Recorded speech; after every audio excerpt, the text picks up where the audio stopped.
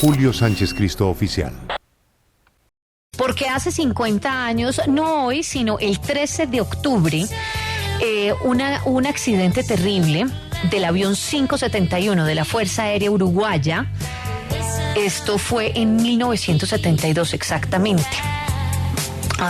El día anterior había partido desde Montevideo a Santiago de Chile.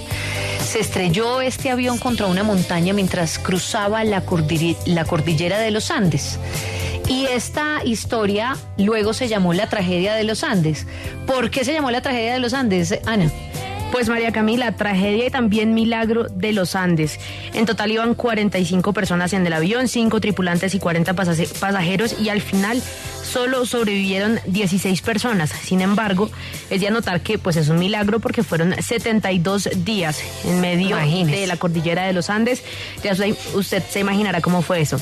Y a propósito de eso, María Camila, le cuento que tenemos en línea a Carlos Miguel Páez, uno de estos 16 sobrevivientes de la tragedia y el milagro de los Andes. Carlos, muchísimas gracias por acompañarnos hoy aquí en la W. ¿Cómo está? Muchísimo gusto, muchas gracias. De Colombia voy mucho, así que para mí encantado de hablar con ustedes.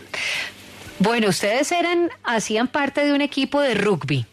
¿Qué nos puede contar de los segundos antes de ese accidente? ¿Usted estaba dormido? ¿En qué estaba pensando? No, éramos chicos de 18 años que íbamos a pasárnosla bien a Chile y bueno, y de pronto las turbulencias hicieron que el avión chocara contra una montaña y ahí comienza la historia. La historia, como yo digo, no comienza, no es el accidente, son los 70 días posteriores, que es mucho tiempo.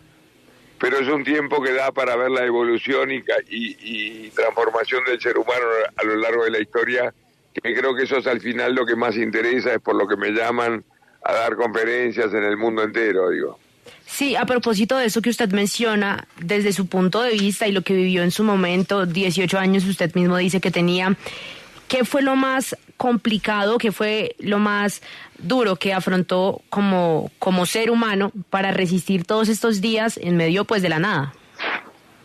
Bueno, todo fue complicado porque estábamos a 25 bajo cero, sin recursos de ninguna especie, con la incertidumbre más bestial, sabiendo de que no nos buscaban más.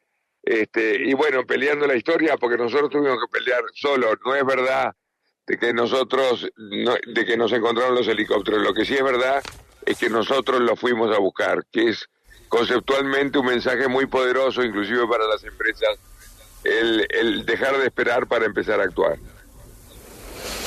¿Qué fue clave a nivel psicológico y a nivel también físico para que ustedes pudieran sobrevivir y no sus compañeros?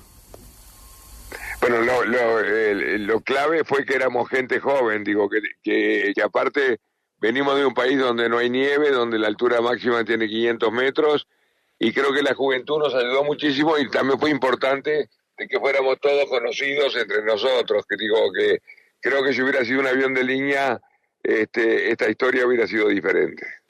Claro. Pero sobre esas historias y sobre esos 72 días, ¿nos puede ayudar a recordar alguna anécdota fuerte que usted simplemente le haya quedado en el corazón? Obviamente los 72 días, pero ¿alguna anécdota que realmente le haya impactado a usted? El tema del hambre. Bueno, impactado. Yo te digo, hay dos momentos importantes. Uno es en el accidente, el impacto, que bueno, que yo no sabía ni lo que era un desastre. Y el segundo fue cuando aparecieron los helicópteros a buscarnos. Esos fueron los dos momentos para mí cruciales en la historia, más una avalancha que murieron 8 en el medio de la historia. O sea que nuestra lucha fue una lucha permanente contra el no. El gran mérito de esta historia fue que al no le dijimos que sí. Carlos, pasaron 10 días y ustedes escucharon que no los iban a buscar más. Desde su punto de vista, ¿de qué manera afecta esto en el sentido de supervivencia? Viendo que están en medio de la nada, en ese momento, ¿uno qué hace? Cuando sabe que pues está lejos de todo, pero adicionalmente que la esperanza de que a uno lo encuentren se va y es efímera. ¿Qué pasa en ese momento por la cabeza de uno? Fue la peor noticia que nosotros recibimos, pero también fue la mejor noticia porque ahí nos dimos cuenta que la historia pasaba a estar en nuestra mano, que dependíamos solamente de nosotros y la actitud cambia al dejar de esperar para empezar a actuar. Y ahí es donde cambia la historia y ahí nos hicimos dueños de la historia y por eso tienen la importancia. Fíjate que estamos hablando de una historia que pasó hace 50 años, ni tú eras nacida, ni nadie de los que nos está escuchando. Hay gente que se cree que es mentira la historia nuestra o que está... el otro día me preguntaron si yo era de uno de los de Viven, de la película. Digo, no, Viven se llama por nosotros, es al revés. Ujú. Pero Carlos, es que todavía es sorprendente saber ustedes cómo fue que sobrevivieron. Ya me dijo que porque eran jóvenes y eran muy saludables, pero específicamente cómo hicieron para vivir sin comida, sin apenas agua, o sea, cómo fue esa experiencia en ese momento. Nosotros tuvimos que recurrir a alimentarnos de nuestros compañeros muertos, digo, esa es la clave de la historia, digo. Si nosotros no recurrimos a eso, nosotros no podemos salir adelante. Bueno, hablemos de eso, porque es que usted ya entró en el tema más impresionante. No es que yo entré, es que es el tema, por eso esta historia fue absolutamente famosa, y ese tema es el que nos permite hablar de trabajo en equipo, de toma de decisión, de tolerancia a la frustración, de adaptación al cambio. Tuve el gusto y el placer de darle una conferencia a la selección colombiana el día antes de que clasificara, cuando jugó contra Perú, como estaba Peckerman, que me pidió para motivarlos en ese momento, y gracias a Dios clasificaron.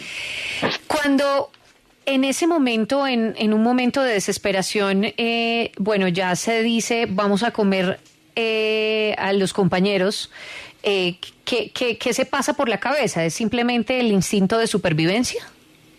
Es el instinto de supervivencia y es el haber vivido un proceso de 10 días de no comer absolutamente nada. Y de saber de que teníamos el más sagrado de los derechos, que era el derecho a la vida y el derecho a volver a casa. Ese era nuestra motivación, no los 26 libros que se escribieron, las 3 películas que se hicieron, los 9 documentales que se filmaron. Y los 72 días duraron comiendo pues de los cuerpos de las personas que estaban allí. Por supuesto, no había otra cosa más, en la cordillera no hay nada más. Y una vez pudieron lograr esta supervivencia, ¿cómo cambió su vida después? O sea, ¿cómo fue usted para volver? Espera. Yo te voy a hacer la pregunta al revés. Ajá. ¿Tú qué hubieras hecho? Sí, supongo que el instinto de supervivencia entonces, me obligaría a hacer cosas que nunca me he imaginado. Hace 80 conferencias que hago la pregunta al revés. No hay polémica con el tema, es un tema que es un tema natural del ser humano, que todo el mundo recurre por lo menos a la vida, a no ser que te quieras suicidar. Claro, Carlos, una vez ustedes salen de allí y, digamos, se dan cuenta del tiempo que ha pasado, de todo lo que, no sé, la manera, por ejemplo, en cómo el mundo siguió andando a pesar de que ustedes estaban allí adentro, ¿cuál fue su reacción? ¿Cómo fue para usted afrontar esa realidad de que, pues, mientras ustedes estuvieron atrapados en la montaña junto a algunos de sus compañeros muertos y demás, la vida sigue normal? ¿Cómo afecta eso emocionalmente a una persona?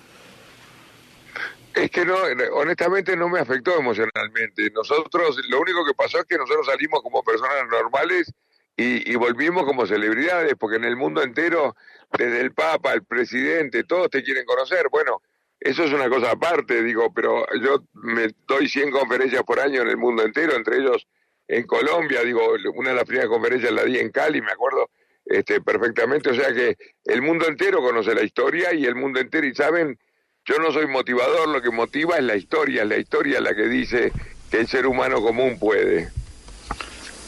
Bueno, ¿y cuál fue el primer plato de comida que se comió después de haber sobrevivido este accidente? ¿A qué le supo ese plato de comida? Bueno, la primera cosa que me comí cuando llegué fue una flor, porque me mostraron una flor que era que tenía color y me comí una flor. O sea que es un hecho romántico dentro de la historia. Sí, y después yo sí quiero saber el tema de la dormida, porque yo no me imagino, o sea, me imagino que uno allá pues duerme muy poco. ¿El tema de la dormida le costó ya luego de haber regresado a su hogar? Y me costó mucho porque teníamos mucho miedo a que viniera una avalancha y entonces durante mucho tiempo estábamos al pendiente de eso. Claro. Y sobre las conferencias que da, de todas esas conferencias que da, ¿es realmente sobre qué? ¿Sobre que la capacidad del ser humano de sobrevivir ante cualquier tipo de situación. No, para nada. La historia nuestra es una de las historias más notables de trabajo en equipo, de toma de decisión, de tolerancia a la frustración. O sea, en Colombia debo haber dado nunca menos de 80 o 100 conferencias para empresas. O sea, y aparte que no hay una historia más grande que esta. Está considerada la historia más grande de supervivencia de todos los tiempos. Así dice National Geographic. Entonces, las empresas que precisan motivar a sus fuerzas de ventas, a sus clientes y a todos, te llaman para compartir esta historia. Bueno, pues qué maravilla el tema de la toma de decisiones en equipo, que muchas veces y tantas veces fallamos, no solamente en las empresas, sino en las casas, ¿no? Con los hermanos, con la familia, en fin. Y bueno, por eso es una historia que no solamente queda para la empresa, sino que también te la llevas para tu casa. Exactamente. Pues muchísimas gracias por haber estado con nosotros, haber recordado esta historia tan dura, pero tan milagrosa al mismo tiempo, el accidente del avión 571. Lo que pasa es que estoy justo, me hubiera gustado hablar más rato, y te prometo que si voy a Colombia los llamo.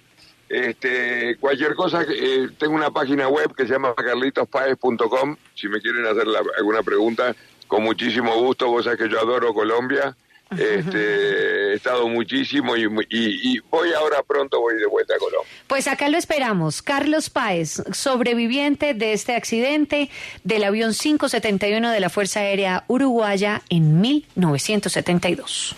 Acompáñenos en el canal de YouTube @Julio Sánchez Cristo Oficial.